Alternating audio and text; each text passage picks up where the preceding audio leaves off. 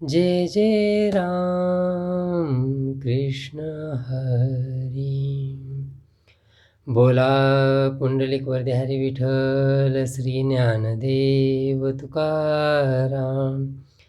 पंढरीनाथ भगवान की जय। संत सद्गुरु गणेशनाथ महाराज की जय।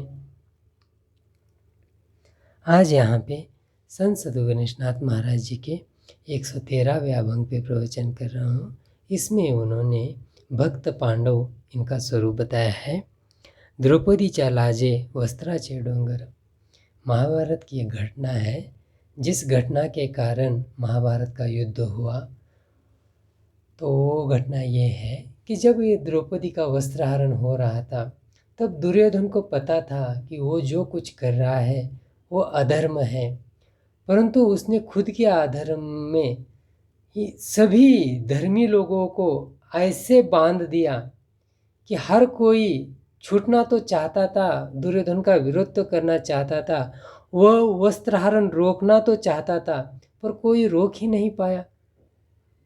सभी उस वाक्य के पास आके रुक गए कि मेरा धर्म ये है और मुझे इस धर्म पे रहना ही ठीक है, चाहे फिर वो एक स्त्री का वस्त्रहरण क्यों ना हो। आज भी हम समाज में वही देखते हैं, हर कोई अपने अपने बारे में सोचता है। एक चाहे फिर सामने किसी स्त्री का बलात्कार क्यों ना हो या कुछ भी घटित घटना क्यों ना मत, जो चाहते नहीं हम ऐसा हो, वैसा होते हुए देख के भी हमारे अंतःकरण में वो खून नहीं घोलता, या फिर हमें वो घटना रोकने के लिए हम प्रयत्न नहीं करते। ये बहुत नाइंसाफ़ी है उस समाज में के उन लोगों के साथ जिनके ऊपर ये अन्याय अत्याचार हो रहा है। तो उसी प्रकार वहाँ पे द्रौपदी के साथ भी वही हुआ। मेरे भीष्म पितामह चाहते तो एक क्षण में दुर्योधन को मौत के घाट उतार सकते थे, या वो रोक सकते थे वो हर एक बात, क्योंकि उनमें उतना सामर्थ्य था जो साक्षात भगवान परशुराम को भी चैलेंज कर सकते हैं युद्ध का। तो उनका क्या कम सामर्थ्य होगा। जो तो थोड़ा सोचिए, ब्रह्मचर्य का पालन किया था मेरे भीष्म पितामह ने, बहुत सामर्थ्य था, चाहते तो कुछ भी कर सकते थे, परंतु वो क्या बोले कि मैंने प्रतिज्ञा की है कि दुर्योधन के जो पिताजी है धृतराष्ट्र, उनके तरफ से मैं हर वक्त रहूँगा, या उनके बच्चों का के बारे में सोचूंगा, या वो बच्चों की आज्ञा मानूंगा। तो उस आज्ञा के कारण, उस प्रतिज्ञा के कारण उन्हें लगा कि वो स्त्री का वस्त्रहरण हो रहा है तो अब मैं कुछ नहीं कर सकता। ये 5 पांडवों का भी वही हाल हुआ।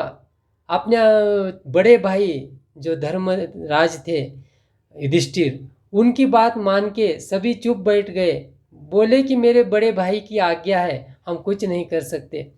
अगर चाहता अर्जुन तो एक बाण से सब परिस्थिति बदल सकता था, चाहता भीम तो एक गदा के प्रहार से दुर्योधन को मौत के घाट उतार सकता था, परंतु ऐसा नहीं किया। सभी ने अपने अपने धर्म का पालन किया कि बड़े भाई की आज्ञा मानी, किसी ने अपनी प्रतिज्ञा को माना। तो इस समय एक मुक्त परमेश्वर परमात्मा ही है, और उसी का स्मरण मेरी द्रौपदी ने किया। हे कृष्ण परमात्मा, जान लिया मैंने, ये जो मनुष्य देह हम भरोसा रखते हैं, मेरा भाई, मेरी बहन, मेरे पिताजी, मेरी माताजी, जब तक ये पंच महाभूतों का देह है, एक दिन तो जाएगा, तब क्या करोगे। ये आत्मस्वरूप जानने के लिए प्रयास कीजिए। आंतरिक परमेश्वर परमात्मा रहता है, उनके प्रति समर्पित रहिए, उनसे नाता जोड़िए। अगर हम ऐसा नाता जोड़ेंगे तब कोई हमें छोड़ के जाए या कोई हमारे साथ रहे, उसका कोई भी परिणाम हमारे ऊपर नहीं होगा। कोई हमें गाली दे या कोई हमें अच्छा कहे, कोई भी परिणाम हमारे ऊपर नहीं होगा। वो साथ परमेश्वर के साथ जोड़िए। इसलिए मेरी द्रौपदी ने वही किया। उसने अंतकरण पूर्वक कृष्ण परमात्मा को विनंती की, और उस समय कृष्ण परमात्मा आए भी, क्योंकि उनके ऊपर कोई बंधन नहीं है। अगर होता भी तो वो तोड़ देते। ऐसा कौन सा बंधन जो एक स्त्री का वस्त्रहरण हो रहा है और वो उस बंधन के कारण मैं वो देखते बैठूं, चाहे मुझे नरक क्यों ना जाना पड़े, मैं वो बंधन तोड़ूंगा। जरूरी है ये अगर ये हमने एक्सेप्ट नहीं किया, एक सोचिए, एक मतलब एक प्राणी है जो अपनी जान बचाने के लिए भागते हुए हमारे पास आया है या हमारे पास से गुजर गया, और दो रास्तों से वहाँ पे हमारे सामने है, और दो रास्तों में से वो चला, एक रास्ते पे चला गया, उसके पीछे उसको जो मारने वाली व्यक्ति है वो आ रही है। अब अगर हमारा धर्म, अगर हम सत्यवादी है तो हमारा धर्म ये है कि सत्य बोले। अगर मैं सत्य बोलूँगा तो वो आदमी उस रास्ते जाके उस प्राणी को पकड़ के मार डालेगा। अब उस जो हत्या होगी, अब उस जो हत्या का पाप मुझे नहीं लगेगा क्या? जरूर लगेगा। वैसा ही वहाँ द्रौपदी का वस्त्रहरण जिन्होंने भी देखा था, उन सबको उसका परिणाम भुगतना पड़ा। तो वही हुआ। अब यहाँ मैं सत्यवादी हूँ बोल के मुझे सत्य के मार्ग पे चल के उस प्राणी की हत्या होने से बचाने के लिए मैं झूठ भी बोलूं तो मुझे कोई पाप नहीं लगेगा। तो यही एक धर्म का स्वरूप है, फ्लेक्सिबिलिटी, थोड़ा विवेक जागृत रखना है, क्या सही क्या गलत। उस समय कृष्ण परमात्मा को ये सही लगा कि कुछ भी करके द्रौपदी की लाज बचानी है, उस वस्त्रहरण होने से बचाना है। कितना बड़ा कलंक लग जाता इस भारत भूमि के ऊपर। कृष्ण के होते हुए एक स्त्री का वस्त्रहरण हुआ, क्या वो शोभनीय वक्तव्य था? महाभारत में ऐसा ऐसा हुआ था बोलने से कितनी दूषित भावना फैल जाती समाज में, या आज भी। फिर कोई भी किसी का भी वस्त्रहरण करने के लिए डरता नहीं था, परंतु वो डर पैदा हुआ क्योंकि वहाँ मेरा कृष्ण परमात्मा प्रकट हुआ और उन्होंने सभी को उनके सामर्थ्य दिखाया और खुद का भी सामर्थ्य दिखाया। तो यही है, हमको भी क्या करना है, ऐसे मुक्त परमेश्वर परमात्मा से नाता बनाना है। झाले ऋषीश्वर भाजी पाने, जब महर्षि दुर्गावास ऋषि ने एक परीक्षा ली पांडवों की कि भूख लगी है हमें खाना दो, तब उनके पास कुछ भी दुर्वासा ऋषि के लिए खाने के लिए देने के लिए कुछ भी नहीं था। तब मेरे कृष्ण परमात्मा वहाँ सहायक होते। ये क्यों होते हैं, इसका एक रीज़न हमें जानना है। जब वो राजविलास में थे, जब इंद्रप्रस्थ के वो राजा थे मेरे पांडव, तब भी उन्होंने कृष्ण परमात्मा को भूले नहीं। कोई भी कार्यक्रम हो, कोई भी आतिथ्य का ये हो, तब उन्होंने पूरे तन मन से उनकी सेवा की, कृष्ण परमात्मा का स्मरण किया, और उसी के कारण वो वनवास में भी वो उनके सहायक हुए। काढ़िले उच्चिष्ट राखिले विवरी, आगे कहते हैं कि वो कृष्ण परमात्मा ऐसे एक, मतलब ये परमेश्वर परमात्मा भगवंत ऐसा एक स्वरूप है जो अपने भक्त का, अपने दास का दास होने के लिए भी तैयार है, उनका कोई भी पड़ा हुआ काम करने के लिए तैयार है। जैसे कि धर्मा घर के जो खाया हुआ जो उच्चिष्ट रहता है वो उठाने में भी वो खुद को कम नहीं समझते। या फिर निज भक्ताची करी सर्व काज राखिले विवरी, या फिर खुद के सामर्थ्य से जब वो लक्षाग्रह में आग लगती है और पांडवों के प्राण संकट में होते, तब उससे बचाने वाला भी वहाँ कृष्ण परमात्मा ही होता है, क्योंकि उनको एक उचित बुद्धि देता है कि ऐसे समय में क्या करना है। जैसे सरस्वती माता अंतर्ध्यान होके मतलब आंतरिक भूलोक से पाताल लोक से वो समाई, और वहाँ जहाँ 3 नदियों का संगम होता है, गंगा यमुना और सरस्वती, वहाँ प्रकट हुई। वैसे एक अर्जुन को उन्होंने एक बुद्धि दी, क्या इस लक्षाग्रह से अगर बचना है तो आपको पाताल से ही जाना पड़ेगा और कहीं तो निकलना पड़ेगा। तो वही किया वहाँ पांडवों ने। और ये सब बचाने वाला, ये बुद्धि, योग्य बुद्धि देने वाला परमेश्वर परमात्मा। ऐसे हमारे ज़िंदगी में अनेक प्रकार के प्रश्न होते, छोटे मोटे सांसारिक प्रश्न होते, तब हमें हतबल नहीं होना है, निराश नहीं होना है। मैं कितने कष्ट सहूँ, मैं कितने दुख जिंदगी जीऊँ, ऐसा समझ के आत्महत्या जैसे विचार अंतःकरण में लाने से अच्छा है कि हमें इस परमेश्वर का चिंतन करें, आत्मसमर्पण करें, और जो वो जैसी बुद्धि देते हैं उसके अनुरूप जीना जिए। यही एक उत्तम मार्ग है। यावरी सारथी अर्जुनाचा झाला, उसके ऊपर अर्जुन के लिए सारथी भी होते हैं, घोड़े धुते हैं, धुलाते हैं या घोड़ों को खाना खिलाते हैं। जो पड़ा हुआ काम करने के लिए तैयार है, जरूरी है भाव और भक्ति की। अहंकार ही मारला दुर्योधन, और जिसके अंतःकरण में अहंकार है, अहमपना है, उसके लिए ये कृष्ण परमात्मा कभी भी ये नहीं होता, सहायक नहीं होता, क्योंकि वो अहंकार के कारण उनको देख ही नहीं पाता। दुर्योधन के पास वो ऑप्शन नहीं था क्या? सोचिए, दुर्योधन को ही संधि दिया था कृष्ण परमात्मा ने कि तुझे क्या चुनना है, मुझे चुनना है या इस पूरे सेना को चुनना है। तब क्या किया दुर्योधन ने? तो उस सैन्य को चुना, ना कि भगवान को चुना। आज हम भी वैसे ही करते हैं।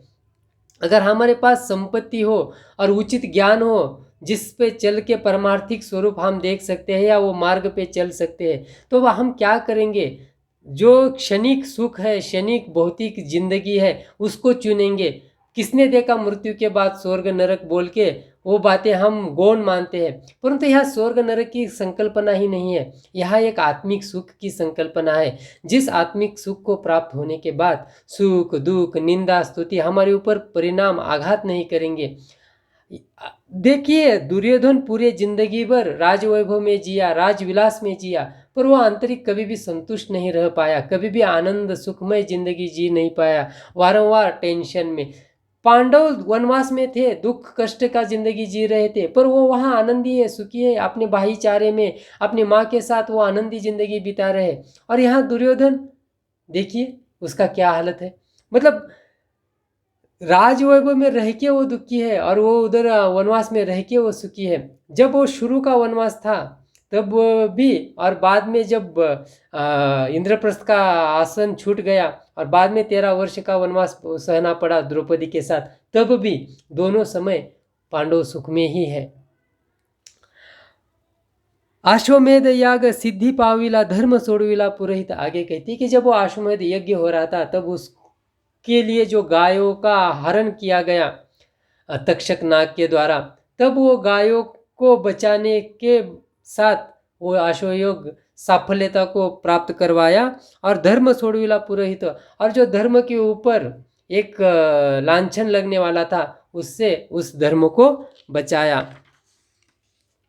सूर्य नारायण दिवसालोपविला। अर्जुन की प्रतिज्ञा के कारण जयद्रथ ने जो एक जाल रचा था कि अगर सूर्यास्त हो गया तो अर्जुन आत्मदहन करेगा, एक तो जयद्रथ को मारेगा या आत्मदहन करेगा सूर्यास्त से पहले, परंतु जयद्रथ को मार तो नहीं पाए और आत्मदहन करने निकले। तब एक ऐसा आभास निर्माण किया उस सूर्य के सामने सुदर्शन चक्र को लाके कि जैसे कि सूर्यास्त हो गया है, और उसी समय जयद्रथ प्रकट हुए और अर्जुन ने उनको मारा और अर्जुन के प्राण बचाए। मारुति जिंकले रथासाठी। मारुति यानी कि रुद्र अवतार हनुमान जी, उनको रथ के ऊपर प्रतिष्ठापना करना बहुत जरूरी था, इसलिए उनको भी जीता और ध्वज स्वरूप में मारुति अर्जुन के रथ पे सवार हो गए। हनुमंतशी भेंट शीघ्र जाला देव। और उसी समय मेरे हनुमंत जी ने एक आट रखी, एक मतलब एक विनती की कि हे प्रभु, मुझे आपका वो स्वरूप देखना है जो त्रेता युग में राम सीता लक्ष्मण के साथ मैंने आपका पहली बार स्वरूप देखा था। सॉरी, मतलब जो जिसके सेवा में मैं रहता था राम लक्ष्मण सीता के, तो ऐसे स्वरूप में मुझे आप दर्शन दीजिए। तब जाला राम सीता लक्ष्मण, तब उसी स्वरूप में वहाँ हनुमान जी के सामने वो प्रकट होते हैं। तैसे नारायण नाम कीर्तीसाठी गणेशनाथ भेटी रोडीची।